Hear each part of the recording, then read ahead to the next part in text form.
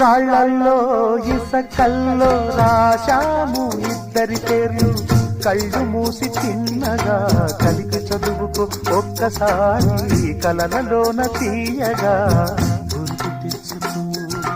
రాళ్ళల్లో ఇసకల్లో రాశాము ఇద్దరి పేర్లు, కళ్ళు మూసి చిన్నగా కలిపి చదువుకో ఒక్కసారి కలలలోన తీయగా గుర్తు తెచ్చుకో.